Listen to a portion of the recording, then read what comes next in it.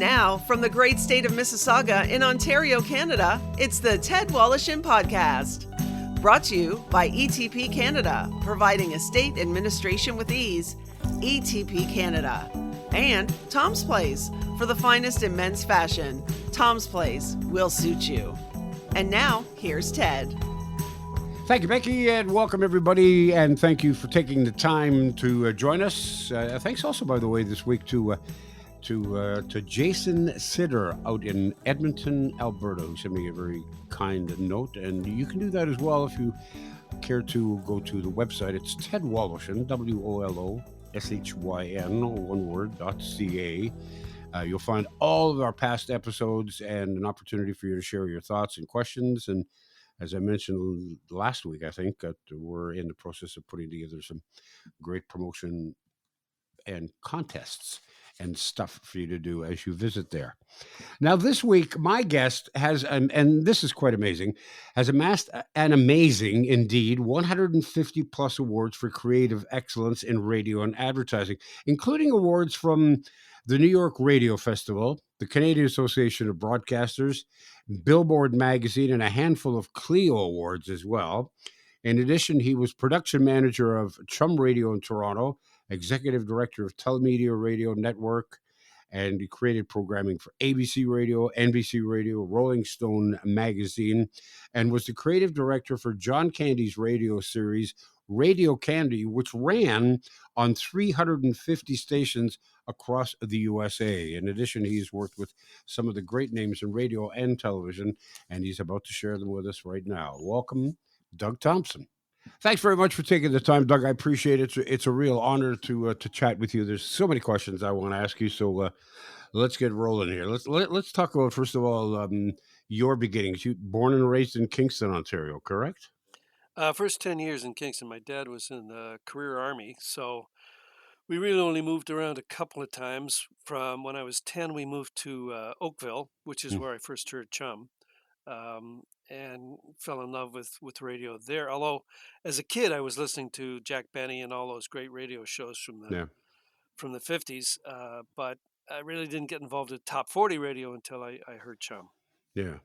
Hey, you spent some time in Edmonton. You moved to Edmonton at a young age? Yeah, I was in Oakville. We were there from 10 until 16, and then 1961 we moved to Edmonton. My father was posted there. And that's where I actually started in radio at a top 40 station called CJCA, which is now religious music these days. But you can hear that station all over, everywhere in the province, because Calgary, Alberta is flat, as you know. So yeah, exactly. No, you're a board op. For people who don't understand what that means, in layman's terms, explain. Well, basically, you have your disc jockeys, at least in the old days. Nowadays, disc jockeys have to do their own board operating. But back in the 60s and even in the 70s, they have disc operators that would play the records, play the commercials, play the jingles, play everything. And all they had to worry about was turning their mics on and going on the air. So that's basically what I did. Yeah. So your first shift, am I correct in what I read, that your first shift went from 2 in the afternoon till midnight? Are you talking about my first full-time job at Chum? No, at CJC. Oh, no. In Edmonton. No, what happened was because I guess the BBG, before there was the CRTC, the Board of Broadcast Governors, I guess had decided that they couldn't simulcast. They were AM and FM was simulcasting the whole 24 hours. Yeah. And then they had to do 6 hours separate a night. So I did but I got to the station at 4:00 after school, picked the records out, and then went on and played them from 6 to midnight. Yeah. So you were originally bitten by the bug in a way that many people in this industry were.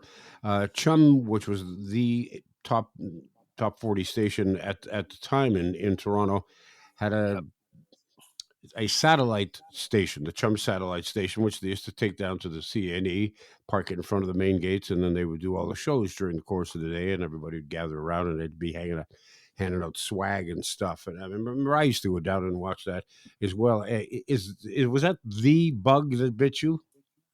Yeah. Well, when I first started listening, because I started listening in 1959 when I was 13.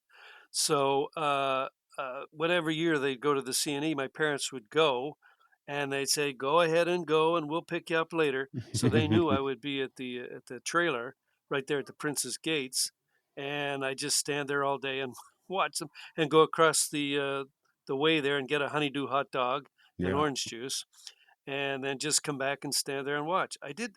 There was one time I did say John Sprague was coming back, who was the midday guy, 9 to noon. He was coming back from the honeydew stand, and I was coming back at the same time. And I kind of, like you did with Bob McIntyre, I kind of walked up to him and he said, "Mr. Sprague, I'm going to work at Chum one day." And he patted me on the head and said, "Sure you are, kid." And when I did get there, he was still there. Yeah. And he said, "You know, a lot of people have said that to me over the years, and you're the first one that actually got here." Yeah. And how old were you when you were hired to work for Chum? I mean, it was Alan Slade, I believe, who hired you, right? Alan Slade hired me because I had gotten letters. He had worked at CJCA in Edmonton as well as Ched, but he had worked there. I guess he was the news director at CJCA, and I had letters from people that he had worked with. So, and I also had, you know, if you're a disc jockey, you send out audition tapes Yeah. of your announcing. Yep. Well, I didn't know any better, so I put a tape together of my board operating, Hmm. and gave that to him. And he said he said told me later, years later, that that was the first tape he'd ever gotten for an operator's job. That's funny. So he had to hire me. Yeah. Hey, we used to call them escape tapes because Yeah, you were always doing one so you could move wherever station you were at. You were always yep, looking to go somewhere else because it's yep. always a ladder climbing process in the beginning, especially, right? Yeah. Well, I was very happy to work with Slade at Chum, and as obviously you worked with him at CFRB Hmm. and Q107.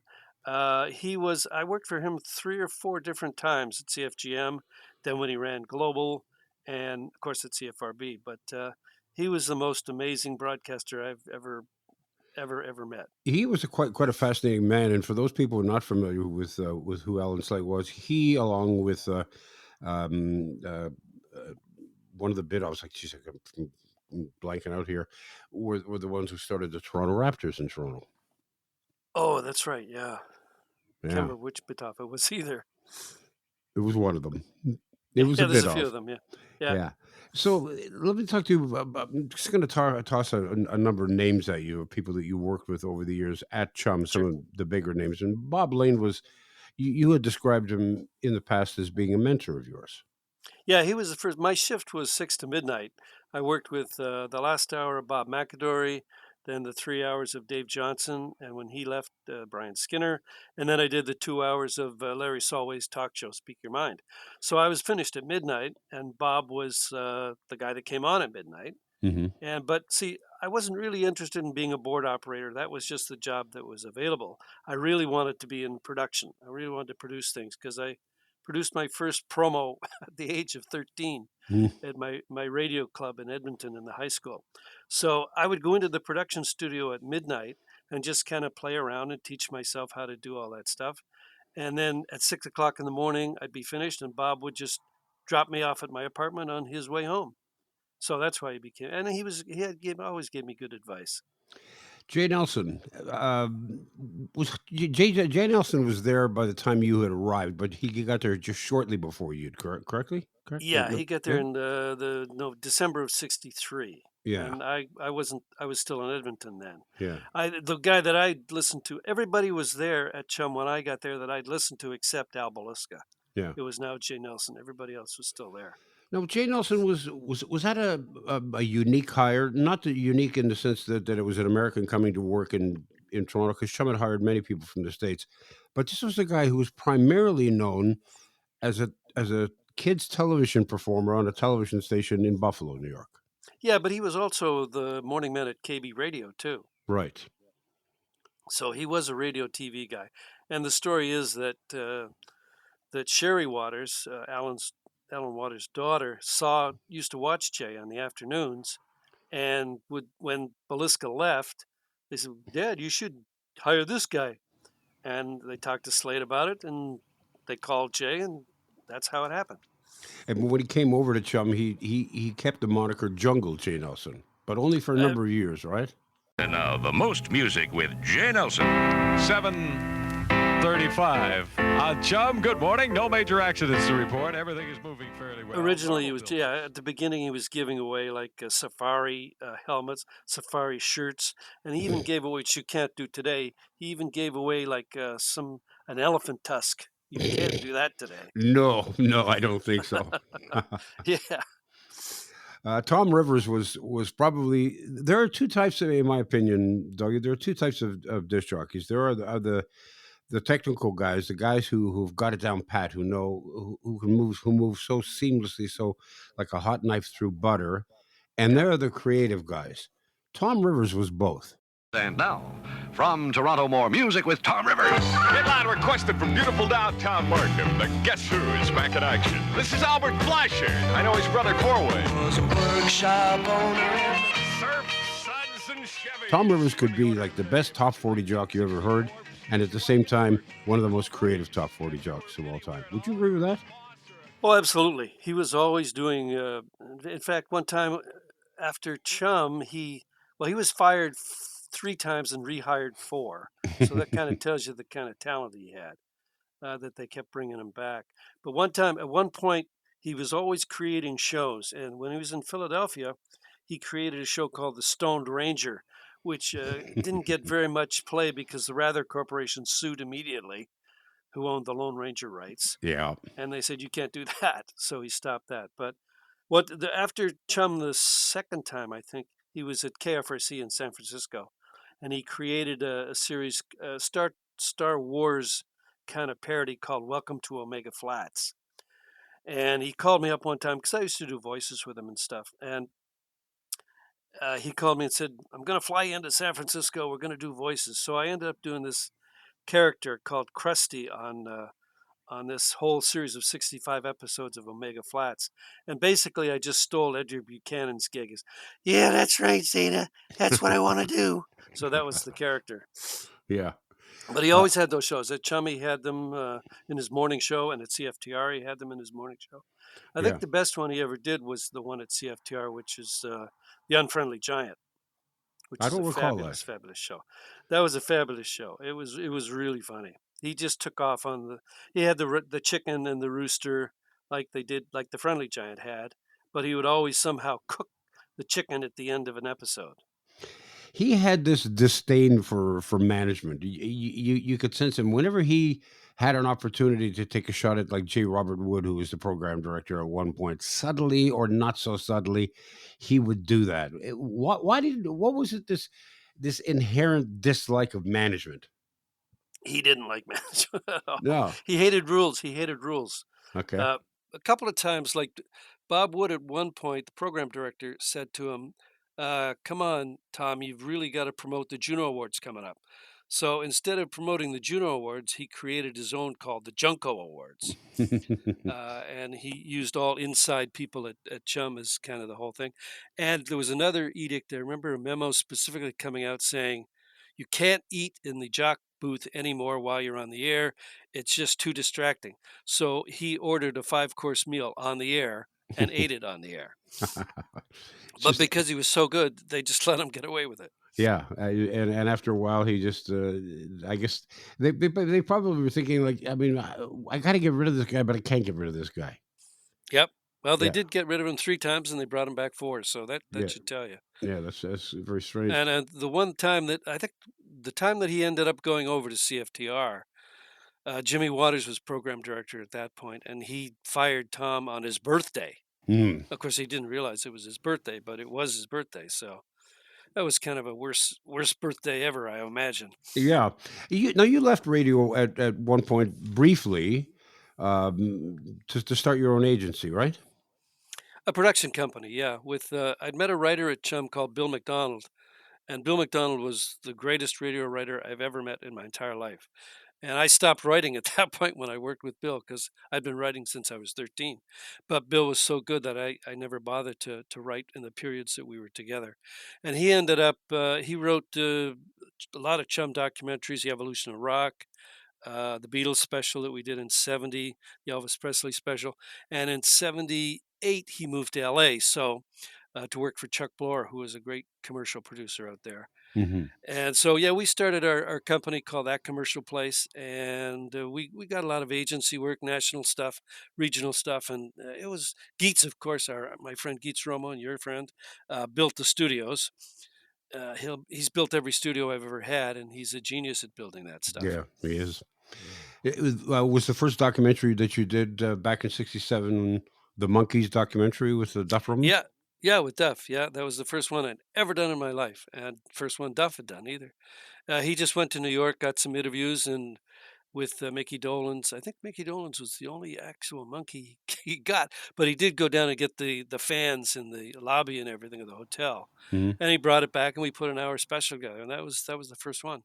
People have no idea how much time it takes to do something like that, and how you not only have to have the patience of Job, but you've got to have the kind of memory that allows you to click back on something that you heard in day two of this 50-day project that you've been working on and thinking, yeah, let me bring that back in and bring that back in there. And at the same time, you have to have the kind of commitment that you won't get bored with it, because after a while, you're hearing the same thing over and over and over and over as you're moving Oh it yeah. and editing and editing. And it would drive the average person crazy. Well, putting an hour together, average it used to take me about 7 to 8 hours to do each hour. Hmm. Even though even you get prepared, you have your interview clips, you're all ready, but you're experimenting. I always experimented in the studio. So something I thought would work didn't work, and something that I never even thought of happened in the studio, and we'd use that instead. And the history of rock. How many hours long was that, and for how many years did that run? Well, the first one, Chum, was because CKFH was the competition at the time. They were trying to be out top 40 Chum, but Foster Hewitt didn't have the same kind of financial resolve that Alan Waters did. Yeah. So we heard that they were going to be buying Drake's History of Rock. So Bob Wood says to me, and Larry Solway, he was the creative director at the time. Okay, we got to do a major special. It was what was it, 26 hours, I think, 26 hours, and we're going to put it on next week. What? Okay, well, we had a second production guy, so he did all the commercial work.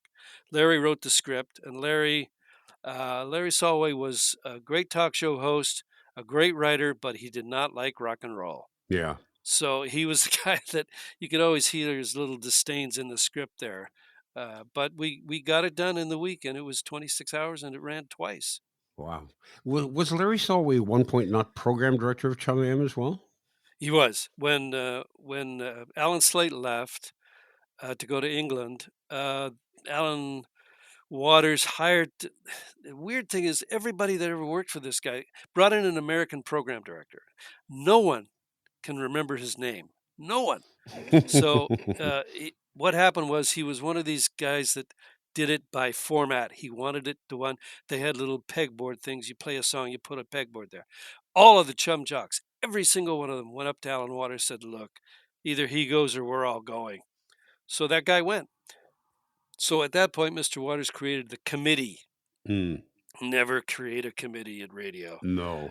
So Gary Ferrier, who was a creative writer, became the program director of the new underground Chum FM, and Larry Solway became the program director of Chum AM. People find might for those people not familiar with the history of the two Chum stations. Chum FM, when FM radio was just beginning, survived thanks to the revenues that were being produced by Chum AM. That Oh yeah, scenario flipped oh completely, yeah, some 10, 15 years later on, where Chum AM was went became a sports station, which it is now, but was a yeah. sports station which was a project that failed miserably. Went back to playing oldies, and then Thank you, but for that, Ted, because I was creative director of the yes, team. But I know that's you were, okay. but That's I'm not okay. blaming you on that. There were a lot of people Okay, thank involved in you. that project. It was Yeah, ahead of its time, Doug. Let's say that it was ahead of its it time. was. It was. I always got told that. I got Lynn Rice. We always used to submit some commercials from Chum for what there was then the Radio Sales Bureau, and it became Radio Marketing Bureau. Hmm. And Lynn Rice, who was one of the vice presidents at Chum in marketing, she'd always be one of the judges, and she'd come back and I go, "Did we win anything?" She goes, "I guess you're just ahead of your time, Doug. You didn't win." Yeah, Yeah, that's it. yeah, Too good for the room, man. Too good for the room. You worked with Dave Thomas from SCTV on How Do You Like the '80s So Far was the name of the documentary, which is a yeah. fascinating title for a documentary, by the way. Well, what happened? See, at that point I was working for Telemedia Network, and they had a entertainment division as well as a sports division. At one point, they had radio rights to the Blue Jays and the Leafs, Right. and but they had the entertainment side, and I had to come up with was it six? Yeah, there's six holiday specials during the week during the year. So somehow I had to come up with ideas for all six of those every year for like 10 years. So sooner or later, it's like, okay, this was like '85, I think we did that one. It's like, well, what the hell am I going to do about this now? All right, well, we're halfway through the '80s. Well, how do you like the '80s so far? That was just kind of how it kind of came up. So And you, Dave. I worked with all the SCTV guys early yeah. on in commercials, and Dave was a great. I worked with Ian. Ian hosted shows for me too, as of course as just John Candy, of course, and a lot. And Joe Flaherty. I always hired Joe Flaherty for 3 years in a row to do Merry Christmas Canada, and he did it usually as Guy Caballero, his character from SCTV. Who wrote How Do You Like the '80s So Far? I did. I wrote them all. You wrote them all. I wrote them all. Yeah, and produced them too. Wow. And at the end of the day, was the satisfaction in the writing or the production or or the combination of both? It's a combination of both. Most in radio stations, writers don't usually produce, and producers don't usually write. Correct. And I didn't either at Chum. Um, but as I got into telemedia and network and things, I because I'd been writing since I was 13 years old, so I just continued it. And the biggest one, of course, was who are you going to get to write it? So, and I don't want to pay money for that. I'm cheap, Ted. So I wrote it myself. Well, at least you're honest about it.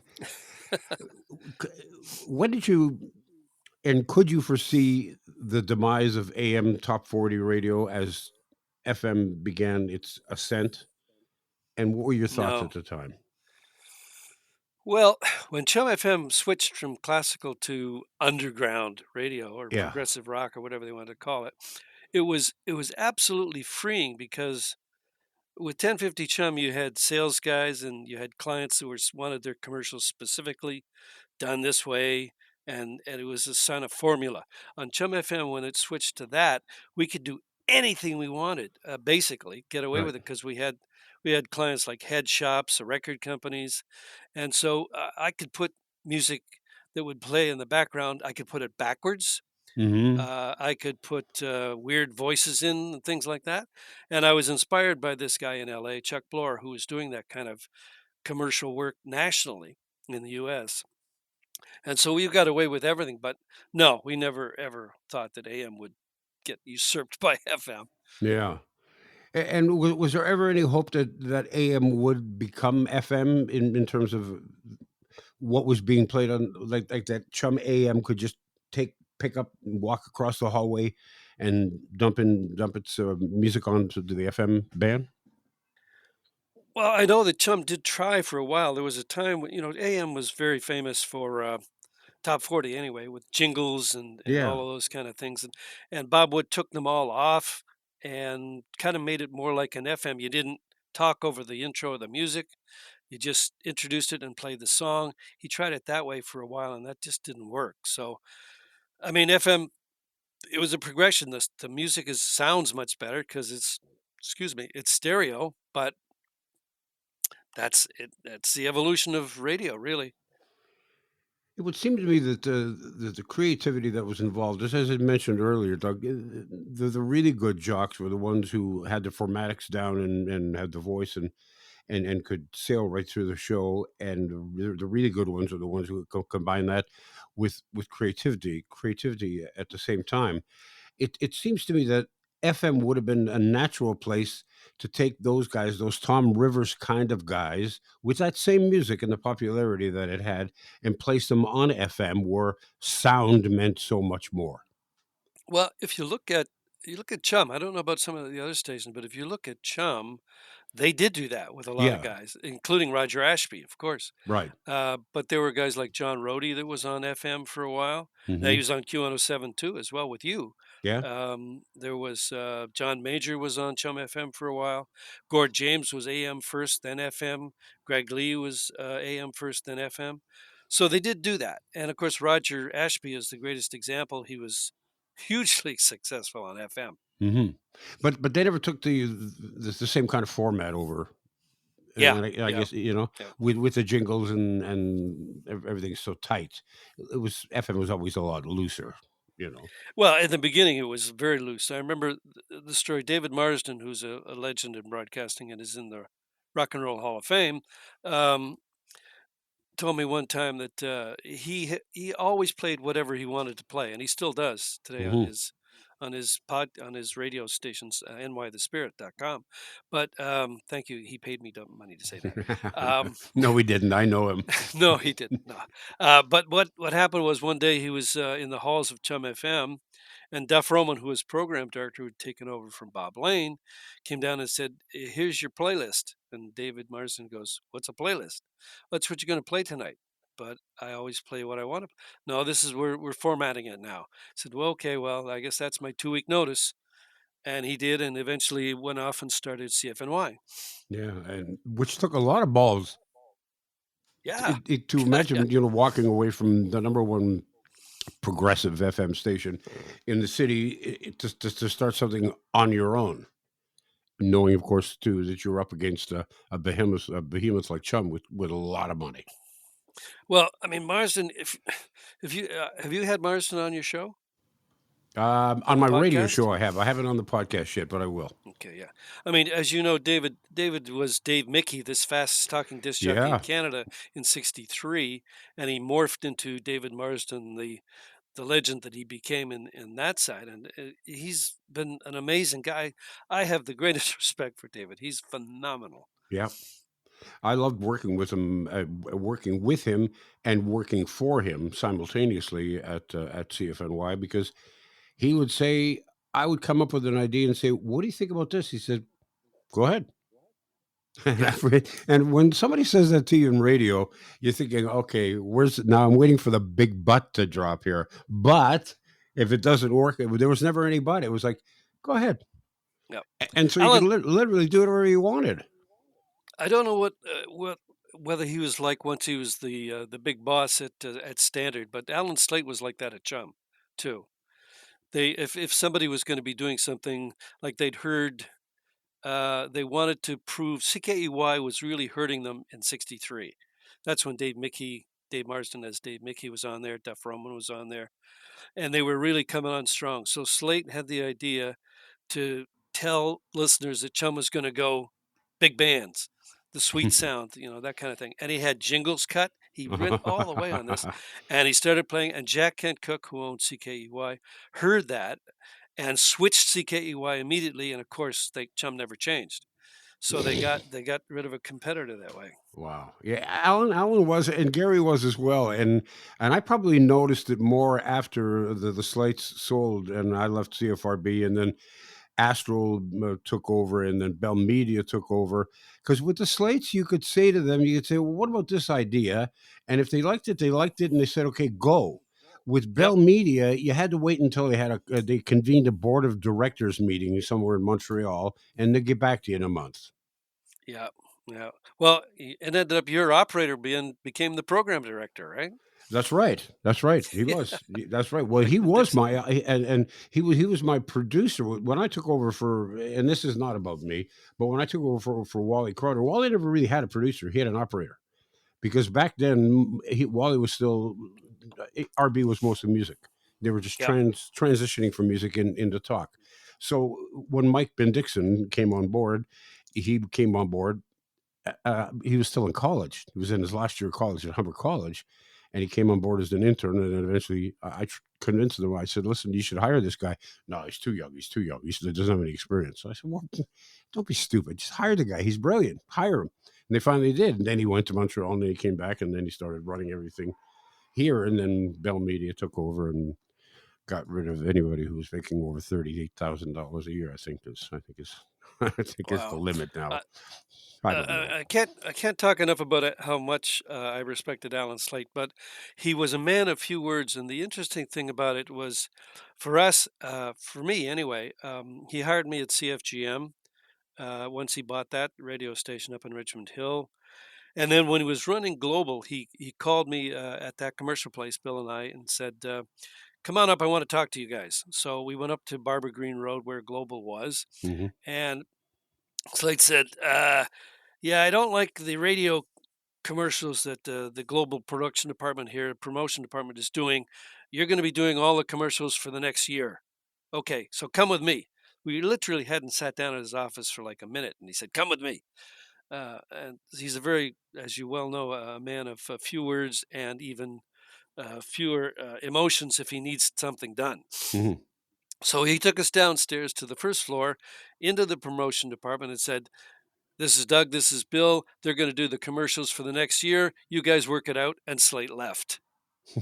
So we're sitting there with these guys who've just been told they're not doing we're doing the commercials. Yeah, It's like, oh, awkward, I but think so. Yeah, it yeah. worked out. It worked out. Yeah. How did you get involved with Jim Henson and the Fraggle Rock? Oh, I was freelancing when Bill McDonald went to L.A. We didn't have our company anymore, so I was doing a lot of freelancing at Eastern Sound, and they were shooting Fraggle Rock next door at VTR, which is owned by the same company, which was Standard Broadcasting, by the way. Yeah. And so they were coming in. Henson would come in and do some stuff.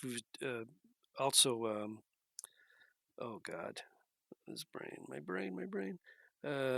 Henson and anyway, the guy that does Miss Piggy. Sorry, I can't.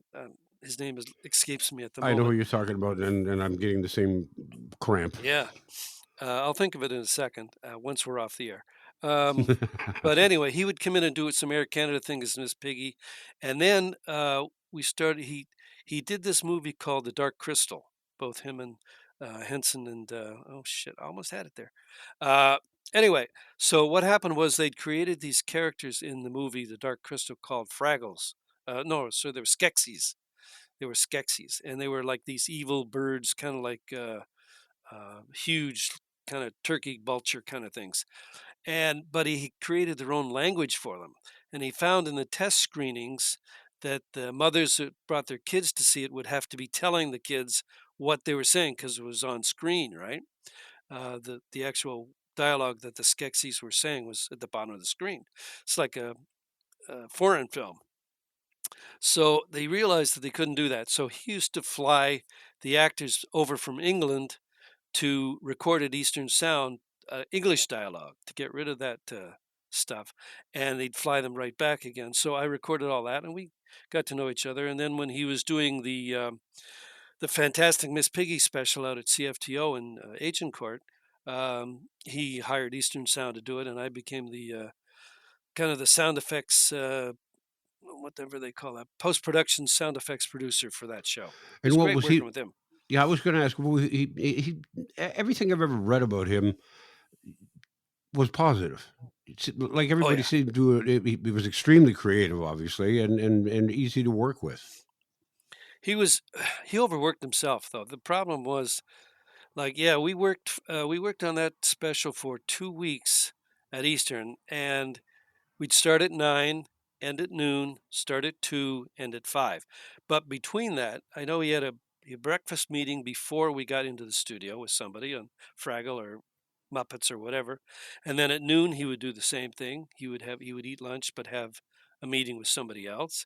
And then at 5 o'clock, if he was finished, he would try to get to the airport to fly back to New York so he could sleep in his own bed, Wow. and then he'd fly back the next morning. So no wonder the guy got exhausted and died, sadly, because he wouldn't go to the hospital. Yeah, he was a young man when he passed too, right? Yeah. Yeah. Ringo Starr. there's a guy who I've read a lot of things about who's not so easy to work with. What was your experience like? He was easy to work with for me. Okay. His wife was another story, but yeah, what happened was Tom Rounds, who was the head of ABC Watermark, they'd started Casey Kasem's American Top 40 and shows like that. ABC wanted them to do a special, and they made a deal with Ringo to be the host. So, for some reason, Tom seemed to think that I wrote the Beatles special in 1970 at Chum, which of course I didn't. Bill did. Bill McDonald did. But anyway, he called me and said, "Would you write this Ringo special?" I said, "Sure." And told me when we'd be working with Ringo at his house, recording him over there. But when we got over there, Ringo was still kind of in his drinking period. So we were asked not to get there before noon. Mhm. So we worked noon to 6 every day, and we did that for 2 weeks. We did a week in January and a week in February, and recorded all the interview parts and then the actual script. And he was fabulous to work with. He was the very last day was great. I have great pictures of him showing Tom and I around the estate there at Tittenhurst Park, which the famous White House that John Lennon owned when Mhm. he was doing Imagine. And he said, he showed us all the place around, and there's a picture of me wearing Ringo's wellies, as he calls them, his rubber boots, because I didn't have any and it was muddy. And he said, "Yeah, I got to get rid of this place." I said, "Well, you get too many Beatle fans?" He says, "Yeah, we got a lot of Beatle fans at the gate, but the guy who owned this place originally was an arborist, and he brought all these trees in from all over the world. So we don't even get Beatle fans. We now get people that want to see the trees." So he says, "I got to get out of here." So he sold the house. And why was his wife not so pleasant to work with? Well, I don't want to say too much bad about Barbara, but she did come in. We were very nice to her. We bought flowers the first day. "Thanks for letting us use your husband," and all that. And but she came in about the second or third day. There's a door at the back of the studio that's to the outside, and Barbara came in and she was wearing her jodhpur. She'd been riding, obviously horses, and she was all dressed up. And she goes, Ringo was very sharp on this. She goes, "Oh, sorry, dear. I didn't know you were still being Ringo Starr," kind of very condescendingly. Mm. And Ringo, quick as a flash, turned around and said, "Got to pay for the curtains, dear." Yeah, I mean, no kidding. Ted Wallachin returns in a moment. Have you been tasked with the role of a state executor or expected maybe in the future you will be? Well, if so, let me make your life a lot simpler by introducing you to my friend Debbie Stanley. Debbie is the founder of ETP Canada. They specialize in estate administration. Their goal simply is to help Canadian executors understand their role and how to deal with the loved one's estate. Let's face it, there's no school for this, but ETP Canada offers services such as executor support, estate accounting, and they have a new online course called Executor Ready. It's an engaging video designed to make estate administration easier and affordable. And those are two comforting thoughts during a stressful time. So call Debbie Stanley at 1-866-309-0387. That's 1-866-309-0387. Or you can get her at info@etpcanada.ca. That's info@etpcanada.ca. Fashion to go for men on the go. Hey, it's Ted Wallachin for Tom's Place. If you need to refresh your wardrobe this spring, there is no time to waste. Visit Tom's Place and check out the new spring and summer fashions. At Tom's Place, even the new arrivals are on sale. Spring colors, new patterns, new designs, designer slim fit suits sold elsewhere for as much as $8.99 each are now 3 for $1,200. No, let's check that to 3 for $1,100 at Tom's Place. And if a wedding is on your schedule, we've got a lot of great suits, perfect for your style and your budget. Available in multiple colors, and if you need a matching vest, just ask. Or if you prefer something more formal, how about a tuxedo, starting at only $5.99. Finally, we have selected sports jackets at 50% off. Say hello to spring suit fashions at Tom's Place. Get yourself a deal at Tom's Place on Baldwin Avenue in Kensington Market. We'll suit you. Now back to Ted Wallachin.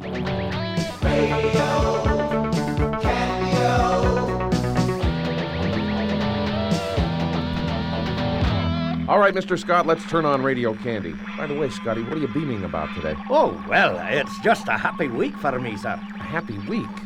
Oh, right, I know. Star Trek V gets released this week, right? Aye, sir, that she does.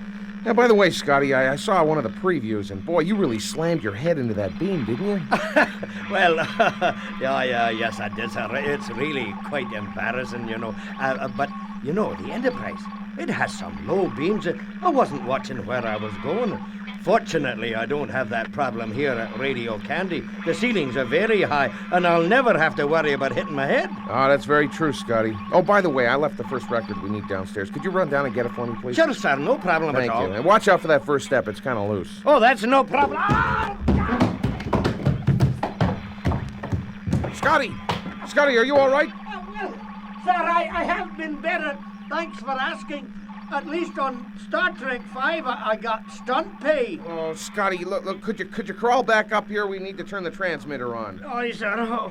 Oh, dear. Oh, well, turning on Radio Kandy, sir. All right, Radio Kandy is on the air once again, thanks to Scotty's help. Boy, it was great the way he crawled up here, wasn't it? Oh, boy, I got respect for that, man.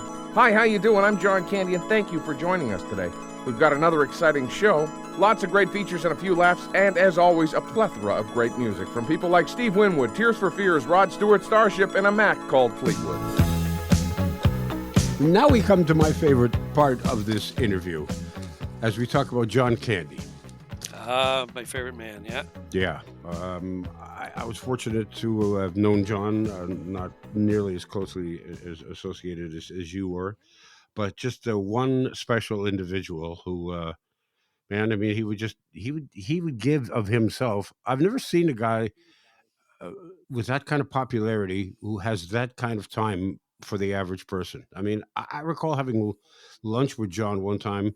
Lunch took about 40 minutes, and it took about 45 minutes to leave the restaurant because he stopped and talked to and that was before. I mean, I could imagine if that was before selfies. If selfies were around back then, it would have taken an hour and a half because everybody would have had a picture. In addition, I'll give you a good example of that. I'll give you a perfect example of that. One time originally I started using them in commercials before there was SCTV, just as they were starting that. And but later on, we did a radio series in LA in the US called Radio Kandy. Right. And we went to the National Association of Broadcasters convention in Washington, D.C. And we had a day off from the convention, and a friend of his knew the third guy at the FBI, third guy down from the top. So we got a private tour of the FBI building. Now, the FBI building is a huge square, and in the middle of it is an open space with lots of grass, and they have lots of picnic tables for FBI people to have lunch there.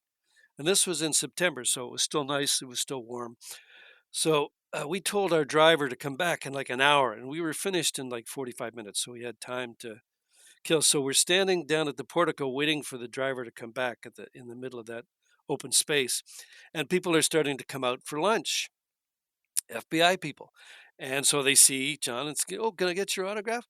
And then people up in the offices are looking down saying, "What's going on down there?" "Oh, that's John Kandy down there." So they literally formed a line to get him to sign stuff. And he was there for, because I tried to get him out. He always told me when I'm stuck like that, try and say, "Well, we got to go, John. We got to go." When the car got there, I said, "We got to go." He said, No, it's okay." And he did that for like almost 2 hours straight. Yeah. Just signing autographs and people taking pictures and stuff. And then I'll tell you how long it was, kind of hot enough that his hair was matted to his forehead. Wow. And at the end, after the 2 hours, we get in the car and I go, "John, I did what you wanted. I tried to pull you away." He says, "Doug, this is the FBI. I may need these people someday." Yeah, well, sure enough. Choose your friends carefully. You started with a program with John back in '85 called Rock 30, which was 13 2-hour specials, which then morphed into that radio show, which then morphed into Radio Candy. Is that the Yeah, sequence? we did two series in Canada, and that radio show ran on Q107. I'm not sure if you were still there at the time. I think I just Uh, left. yeah, but what happened was when we didn't finish the commercials, John started to do the movies, and we kind of lost touch a little bit. And he was in Florida doing Summer Rental with Carl Reiner directing. Mm. And he ran somehow. I still haven't figured this out. I asked John, but he couldn't quite figure out how it happened. But he ran into the president of Telemedia down there, a guy named Len Bramson. Hmm. And John knew that I worked at Telemedia. He says, "So how's Doug doing?" "Oh, he's doing great." "Well, tell him I want to do more radio." So this was '85, and I was starting this series, Rock 30, which is the 30th anniversary of rock. But I hadn't started writing it yet, and I thought, well, okay, well, so I called him and said, "Do you want to do this one?" He said, "Sure." So I wrote it specifically for him, and he could do some of his characters and things like that. And John, as much as he loved being a movie star, he loved radio. He Yeah. grew up listening to Q107, Chum FM, Chum, and all the rest of it. So he loved radio. So we created that series, and he says, "Well, let's do some more." So that's when we went to Gary Slate and other stations around, because if you in syndication radio, you have to have a Toronto station or you're out of luck, Yeah. pal. You don't get anything. You can't get national sponsors or anything like that. So Q107 agreed, and we did that radio show with John Kandy, which was a 90-minute show for an entire year. And then he moved to LA in 87, 88, and called me again and said, "Well, let's do something down here." Okay. So we came up with the format. He was shooting Who's Harry Crumb in Vancouver. And I flew out there and we did this demo for Radio Candy, which we talked to a company called Transtar in Colorado Springs, but they had studios in LA and stations all over the place. So we did it for them for the first year, and then they merged with Dick Clark, and United Stations became Unistar. So now Dick Clark was our boss.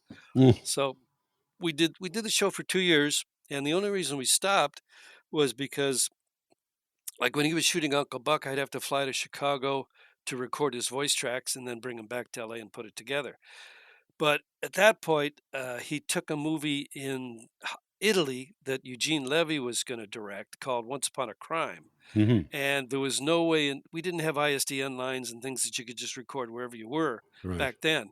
So there's no way I was going to be able to fly to Italy every couple of weeks to record him. So that's when we ended the show after 2 years. But Yeah. he used to play that.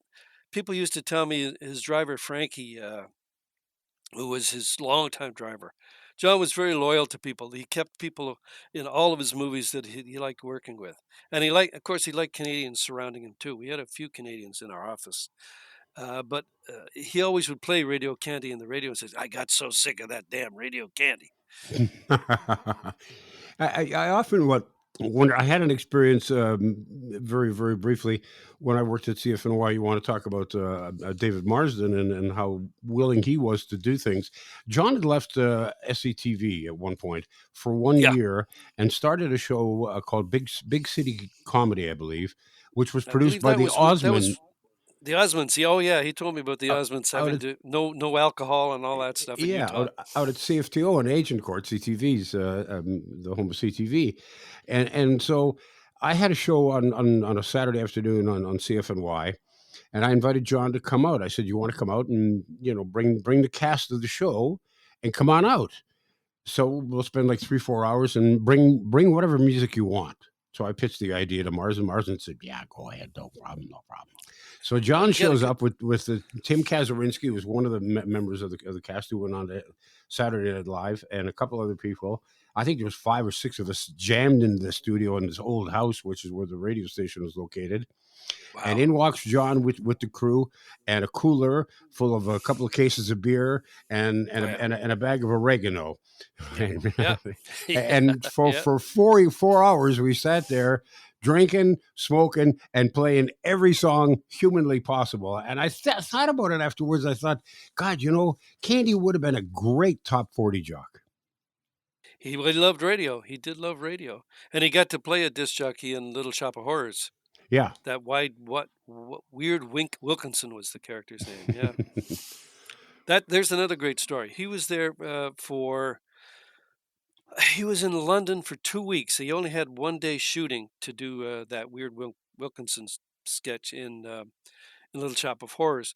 And his mother and aunt had been there the first week, and they came back. And so he said, "Well, come on over the second week, and we'll write." We were still doing that radio show back then, and he said, "Well, We'll start writing for that." So of course, John is being very gregarious as he always is. He had a driver and a car available 24 hours a day. So he said, "Well, let's tour the first couple of days. Let's just tour London with the driver and everything." So we did that, and then he'd go shopping. So we didn't get any writing done the third day, and we never got any writing done at all because he was just being a great tour. He was a great tourist. But here's the night before the shoot. Now he was supposed to be up at 6 a.m. We went to the Hard Rock Cafe in Mayfair in London, and his hotel was just around the corner. And having worked with Ringo earlier, I had met his first wife, Maureen Starkey, who was then married to Isaac Tegret, who owned the Hard Rocks. And she was there that night. So I introduced the two of them, and she started him drinking on stuff. And his agent was there too from LA, John Gaines. He said, "John, you got to go to bed. You're shooting the next morning." He said, "I'll be fine."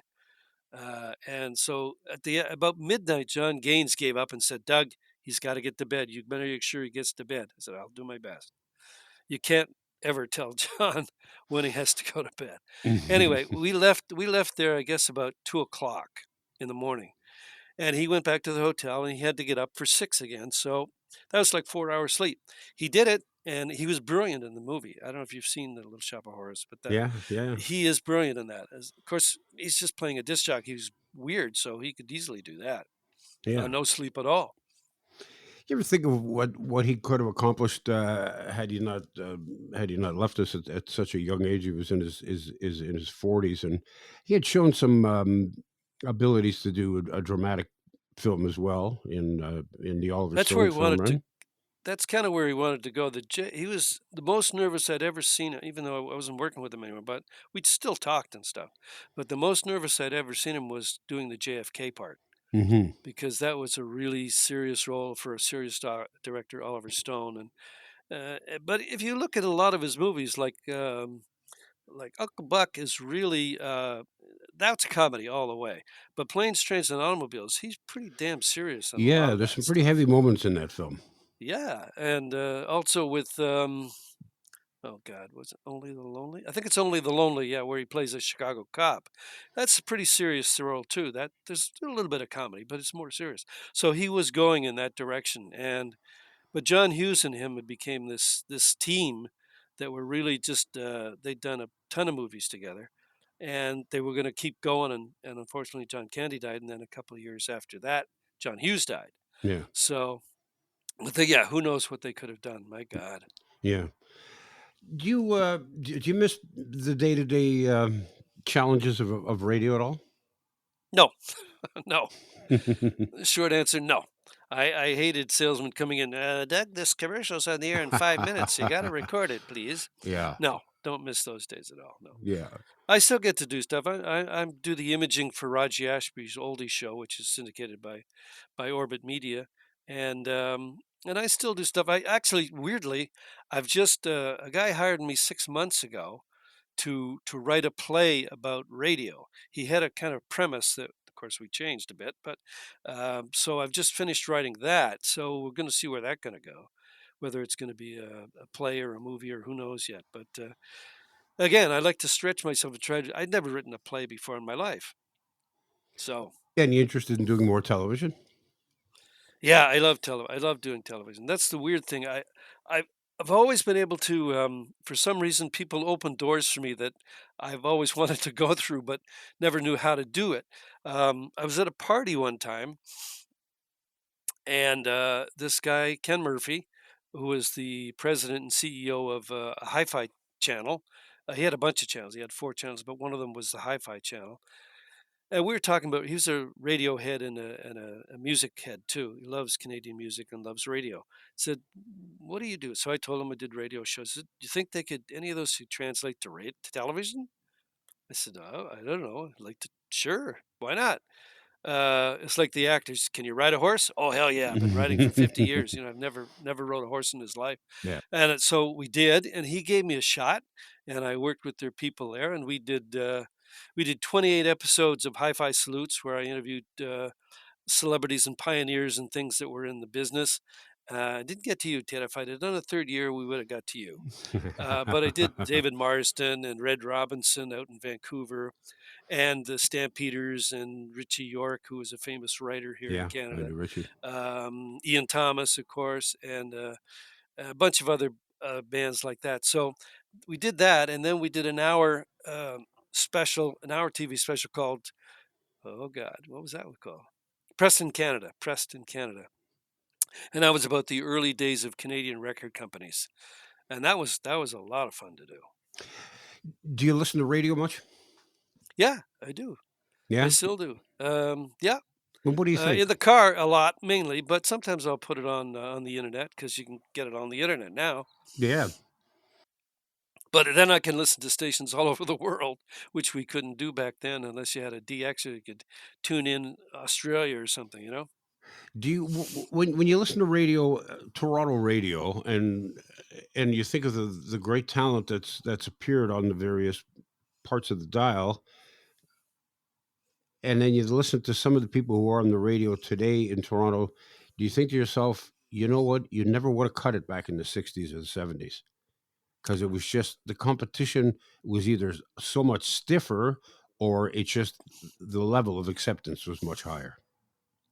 Well, yeah, no, it's just true. It is true. There's some good people in Toronto Well, radio right there now. are, and of course there are, But yeah. yeah, yeah. But I think what happened was a lot of these, and this is partially my fault too, because I was a professor of broadcasting at Seneca College for 10 years.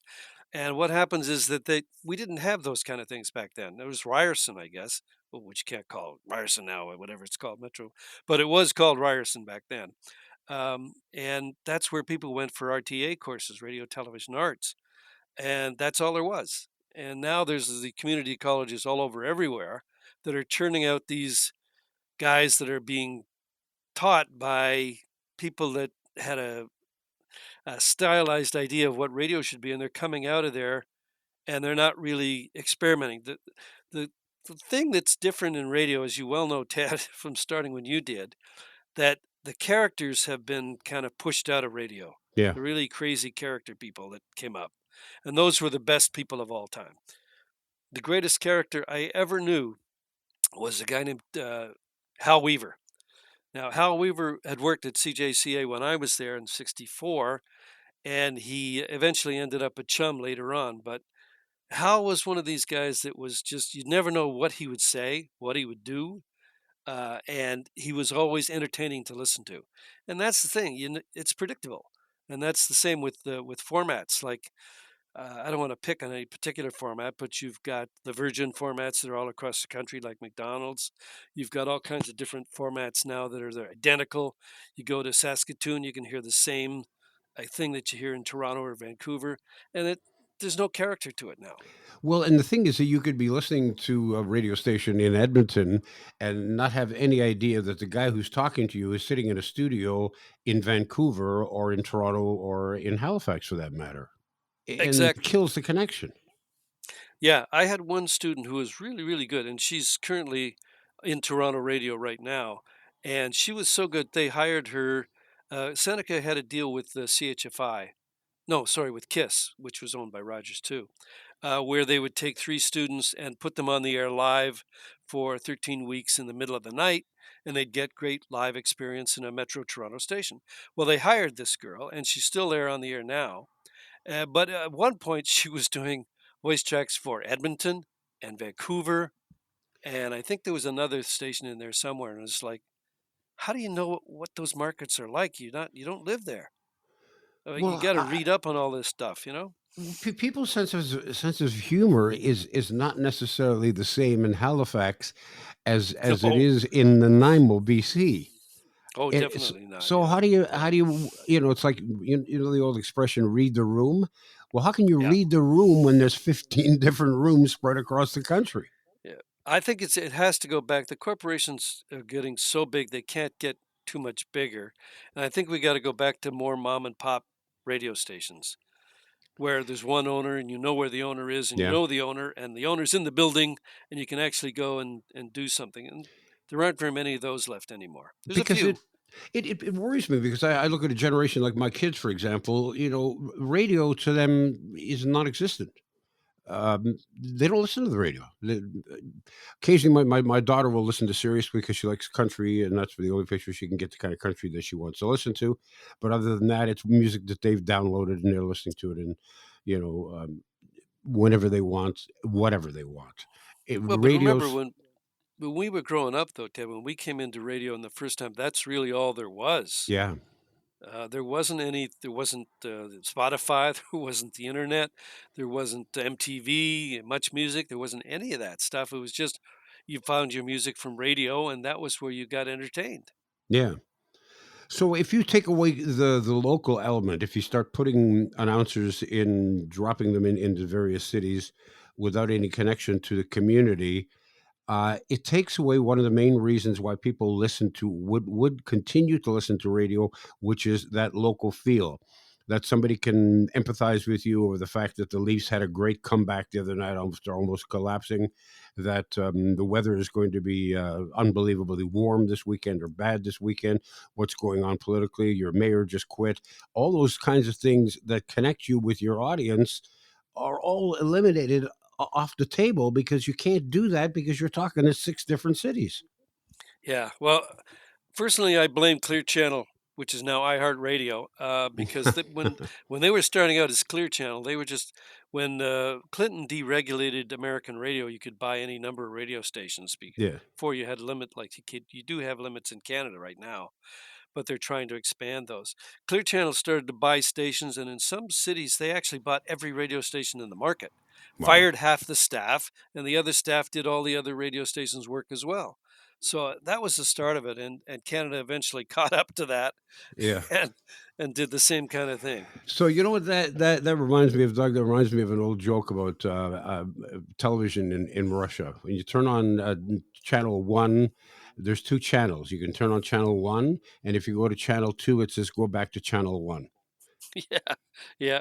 Well, when I was growing up in Edmonton, all we had was CBC and CTV from '61 when they Yeah. went on the air.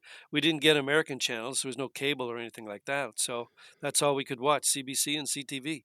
So do you think that we're going to? I mean, people thought the radio was going to die when television when came along, which of course didn't happen. And then satellite radio came along, and they said that was going to kill terrestrial radio, and that didn't kill it. It seems like terrestrial radio is killing itself, or at least management is killing it. What's going to be the the route to survival for radio Uh, as we know it? to be honest, I don't know that there is a survival. I mean, anybody and everybody can have their own podcasts, their own radio stations now, right? Yeah, So they can program themselves as opposed to listening to somebody else. So everybody, I think there's a whole generation of narcissistic people out there that would rather hear themselves than anybody else. So they're creating all of these Spotify programs, and you can do this, you can do that.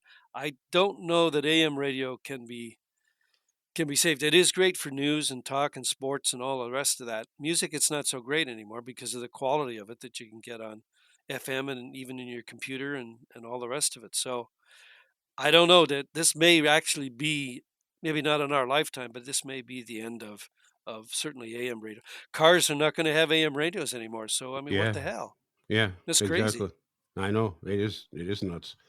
That's going It's to kill it. That's going to kill it for sure. Yeah, exactly. And I know in the States, a lot of the talk stations and the news stations and the sports stations have just flipped over to the FM band. Not so much here in Canada, though. I think we No, but value them. you can get a lot of the AM stations on their FM. They've got FM sideband things now that they can transfer. They can put their audio signal on FM trans. They tried to do it with HD TV in the U.S. HD radio rather in the Hmm. U.S. That didn't work too well. And then we tried digital radio here in Canada, and that didn't work. So Yeah. yeah, Yeah. And AM stereo. That didn't work and really that either. too, Yeah, that that didn't too. either. Yeah, you Uh, need 2 radios for that one. yeah, exactly. It's been a real pleasure chatting with you. I can't thank you enough for your time and for everything that I've listened to you do over the years. And you were clearly one of my inspirations to get into radio without even knowing who you were or what is that you were doing, but listening to all those great documentaries over the years was quite inspiring. I thank you so Well, much, Doug. Ted, you're a legend in your own self Mind. too. I mean, no, Yeah. no, I wasn't going to say that. I was thought about it for a second, but no, no. I mean, the career you had from Q107, CFNY, and CFRB. I mean, that not many people get to do that kind of thing. No, I consider myself to be very, very fortunate. And And aren't we glad that we came up in radio when we did? well, Because it was either coming up that or now, it was either that or menial labor, and that wasn't going to happen. no, I've never had another job in my life. I've never done anything else. Never Um, been a McDonald's server or anything. Never. it's never too late. That's true. I could do it. I could be a crossing guard now. Great pleasure chatting with you. All the best to you. Thanks, Ted. Best to you. And thank you to all of you for tuning in and listening. And we hope that you'll join us again next week. And if you get a chance, drop by our website,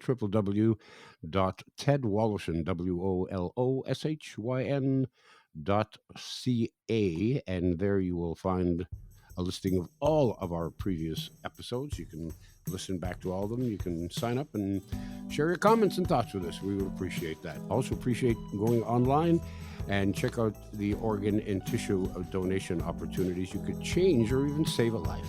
Have a great week. The Ted Wallachin Podcast has been brought to you by ETP Canada, providing estate administration with ease. And Tom's Place, for the finest in men's clothing at unbeatable prices. It's Tom's Place at 190 Baldwin in the heart of Kensington Market. Tom's Place will suit you.